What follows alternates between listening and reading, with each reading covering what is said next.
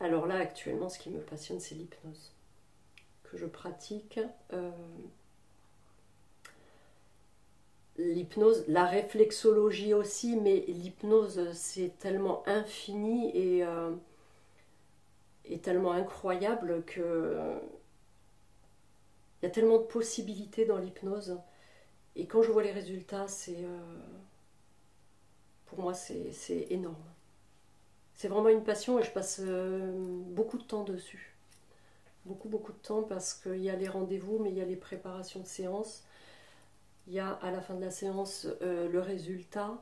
Euh, c'est beaucoup, beaucoup de travail. Comment tu y es arrivé à l'hypnose? Comment j'y suis arrivée? Alors, c'est quand j'étais aide-soignante. À l'époque, je voulais être infirmière.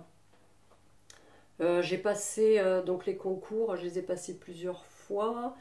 Je l'ai obtenu, mais sur liste d'attente. En fait, le sort s'acharnait un peu sur moi pour ne pas accéder à cette formation. Et pour pouvoir accéder à cette formation, la direction m'a demandé d'aller passer 6 mois en service de pédiatrie. Mécontente, j'y suis allée.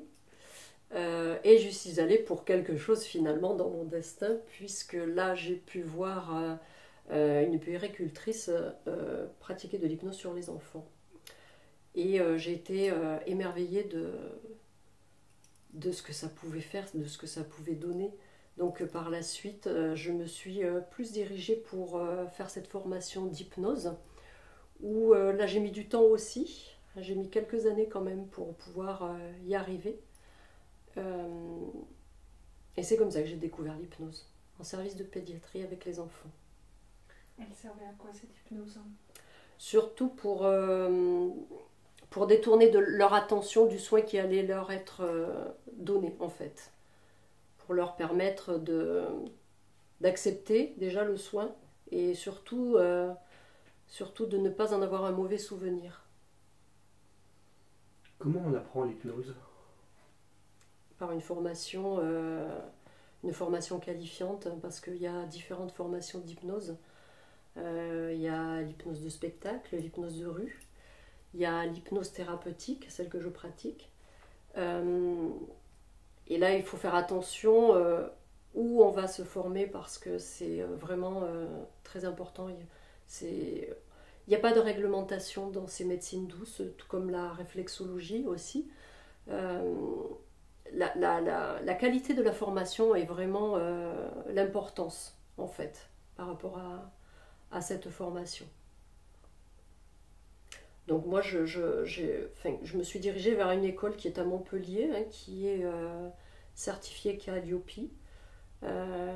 qui forme déjà depuis des années. Et puis après, c'est aussi au feeling avec les formateurs. C'est l'importance est là aussi. Il faut que ça passe bien. C'est quoi cette certification dont tu parles? Calliope, c'est une certification qui est demandée, c'est un gage de qualité en fait de formation.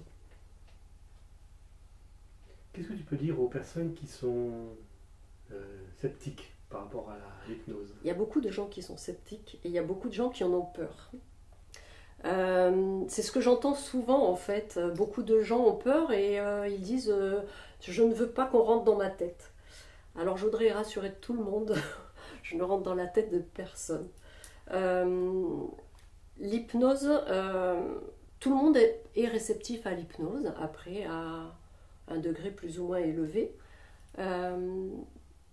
Mais en fait, ce qui est très important dans l'hypnose, c'est la confiance qu'il y a entre la personne et le thérapeute. C'est ce qu'il y a de plus important pour pouvoir accéder en fait aux séances d'hypnose et à partir dans un état de conscience modifié. Tu as axé ta formation sur l'hypnose thérapeutique. Est-ce que tu as un petit peu touché aux autres formes d'hypnose? Pas encore. Il y a l'hypnose spirituelle aussi. Pour l'instant, non, parce que je continue à me former. Là, je suis praticienne en hypnose. Je continue à me former pour être maître praticien. Et après, je pense que je vais certainement continuer, mais j'y ai pas encore réfléchi. J'ai déjà beaucoup de travail avec celle que je pratique et plus les formations, donc ça me demande beaucoup de temps.